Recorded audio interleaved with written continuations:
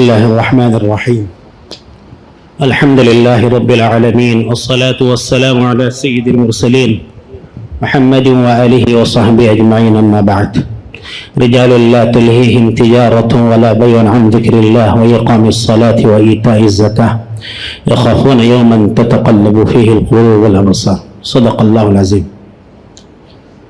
ماشاءاللہ ہمارے علاقے کے اکثر احباب تاجر ہیں، تجارت کرتے ہیں.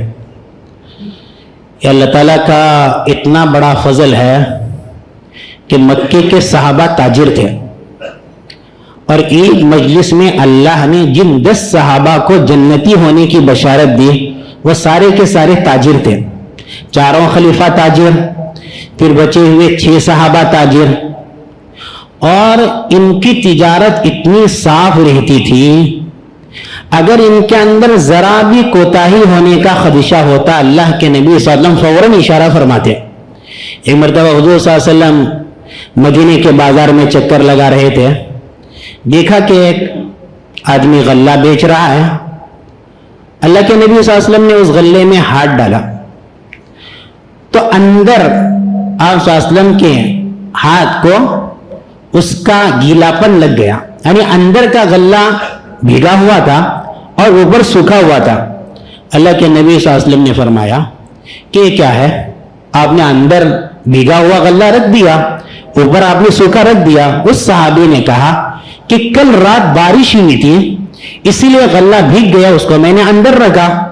تو اللہ کے نبی صلی اللہ علیہ وسلم نے فرمایا افلا جعلته فوق الطعام کی یراہ الناس، تم اس غلے کو اوپر کیوں نہیں رکھا تاکہ لوگوں کو معلوم ہوتا کہ غلہ بھیگا ہوا ہے. اور آگے فرمایا من غشنا فلیس منا، جو دھوکہ دے وہ ہم میں سے نہیں ہے. ایک حدیث میں یہاں تک فرمایا جو بیچتے وقت بیچنے کی چیز کے عیب کو چھپاتا ہے. بس اوقات ہم لوگ چیزیں بیچتے ہیں، ہم کو معلوم ہے اس کے اندر کیا عیب ہے، ہم نے اس کو پہنا دیا، سامنے جو آیا تھا لے لو بہت اچھا ہے. اللہ اتنا ناراض ہوتا ہے. نبی صلی اللہ علیہ وسلم نے فرمایا لم یزل فی مقت اللہ ولم تزل الملائکۃ تلعنہ، وہ ہمیشہ اللہ کی ناراضگی میں رہتا ہے اور فرشتے ہمیشہ اس پر لعنت کرتے رہتے ہیں. تو تجارت کے اندر بالکل صفائی ہو، امانت داری کا لحاظ رکھا جائے. ایسا نہ ہو کہ ہم کو عیب معلوم ہے ہم عیب چھپا رہے ہیں. صحابہ دنیا میں بھی اتنے آگے تھے. عبد الرحمن بن عوف رضی اللہ عنہ مالدار ترین صحابی، ایک مرتبہ اللہ کے نبی صلی اللہ علیہ وسلم نے فرمایا کہ جہاد کے لیے پیسوں کی ضرورت ہے، ثواب کمانے کا موقع ہے. ایک مجلس میں انہوں نے 40,000 درہم اللہ کے راستے میں دے دیے. ایک مجلس میں. جیسے وہ تجارت میں آگے تھے ایسے آخرت کمانے میں بھی آگے تھے. نمازوں میں پہلی صف میں رہتے تھے. اس لیے اللہ نے فرمایا رجال لا تلہیہم تجارہ، یہ ایسے صحابہ ہیں ان کو تجارت غافل نہیں رکھ سکتی تھی دین سے، نمازوں سے. حضرت عمر رضی اللہ عنہ تجارت کرتے تھے. انصاری صحابی کو دوست بنایا اور کہا کہ دیکھو وہی اترتی ہے، صبح سے شام مجھے تجارت کرنا پڑتا ہے، ایک دن میں تجارت کروں گا ایک دن آپ تجارت کریں گے. جس دن میں تجارت کروں گا آپ صبح سے شام تک نبی صلی اللہ علیہ وسلم کے پاس بیٹھے رہیں گے، جو حدیثیں اتریں گے اس کو یاد رکھیں گے اور شام میں ہم آپس میں مذاکرہ کریں گے. اور دوسری دن آپ تجارت کرنے جانا، میں نبی کی مجلس میں بیٹھوں گا. یہ تو حدیث سننے کے لیے انہوں نے اتنا بڑا توازن قائم رکھا. آج ہم لوگ دیکھیں ہم میں کتنے تاجر ہیں، کیا ہم تجارت کے مسائل سے واقف ہیں؟ حضرت عمر بازار میں جاتے تھے اور اعلان کرتے تھے تجارت وہی آدمی کرے، بزنس وہی آدمی کرے جس کو تجارت کا علم ہو. ہم میں سے کتنے لوگ ایسے معلوم نہیں جانتے ہوئے ہم غلط کام کر رہے ہیں حالانکہ ہم صحیح سمجھ رہے ہیں. ہم کو کوئی چیز بیچنی ہے، 2 لاکھ کا موبائل میں نے آرڈر کیا، ابھی تک میرے ہاتھ میں نہیں پہنچا. دوسرے نے اس کو پسند کیا، ارے آپ نے 2 لاکھ کا موبائل آرڈر کیا ہے، مجھے 2.5 لاکھ میں بیچ دو. میں اس کو بیچ نہیں سکتا. اپنے علماء سے پوچھئے کیوں بیچ نہیں سکتا؟ اور موبائل جو میں نے بات کی تھی جس کے بارے میں ابھی میں نے قبضہ نہیں کیا، مارکیٹ میں کتنے ایسی تجارت ہو رہی ہے، قبضے سے پہلے ہم چیزیں بیچ رہے ہیں، میں نے موبائل ہاتھ میں نہیں لیا، کیوں یہ صحیح نہیں؟ کیونکہ میرا رسک نہیں اس پر۔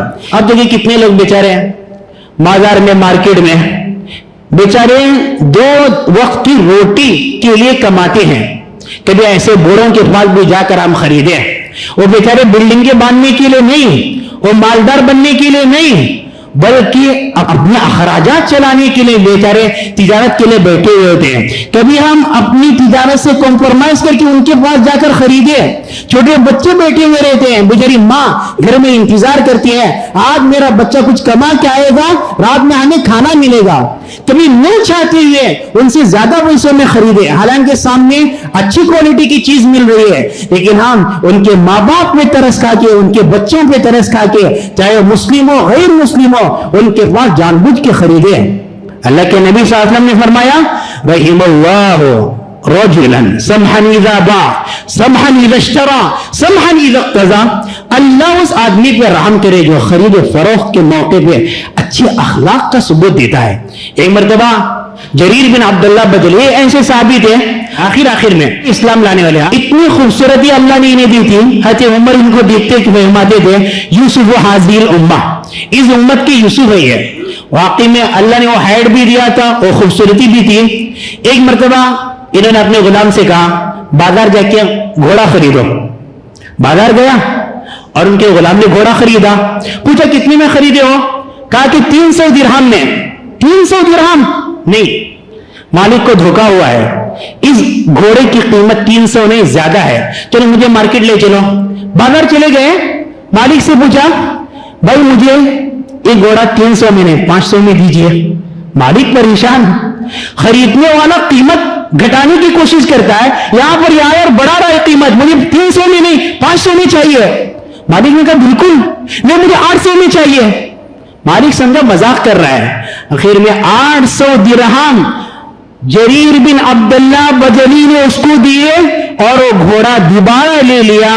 تو غلام نے تعجب سے پوچھا کیا بات ہے، اب یہ قیمت بڑھا کر کیوں دی؟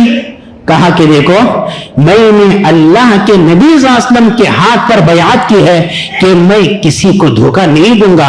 اس مالک کو اس کی قیمت کا اندازہ نہیں، اس کو معلوم نہیں اس کی قیمت 800 ہے، اس نے سمجھا 300 ہے، بیچارہ نہیں جانتی آپ کو دیا تھا، اس لیے میں کبھی کسی کو دھوکہ نہیں دوں گا۔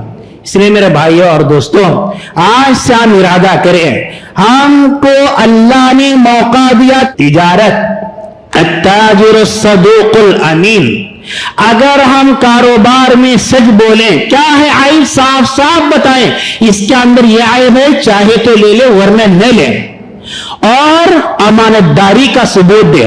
اللہ کے نبی نے کیا فرمایا؟ قیامت کے دن اس کو جنت نہیں ملے گی، بلکہ جنت میں وی آئی پی جنت۔ کون سی جنت؟ مع نبیین، نبیوں کے ساتھ، والصدیقین، سچوں کے ساتھ، والشہداء، شہیدوں کے ساتھ، والصالحین، اور نیک لوگوں کے ساتھ حشر ہوگا۔ ابھی ہم سوچیں ہمارے اندر تجارت کے مسائل کا علم ہے یا نہیں، کیونکہ جمعے کا بیان ہے، مسائل بیان کرنے کا موقع نہیں ہوتا، اپنے علماء سے پوچھئے۔ اب سوچیں ہم تجارت کرتے ہیں، کیا ہم نماز میں آگے رہتے ہیں؟ اگر اعلان کیا جائے فلاں مارکیٹ میں چلے جائیں، ایک چیز بیچے آپ کو 1 کروڑ فائدہ ہوگا، سارے لوگ مارکیٹ بھاگیں گے۔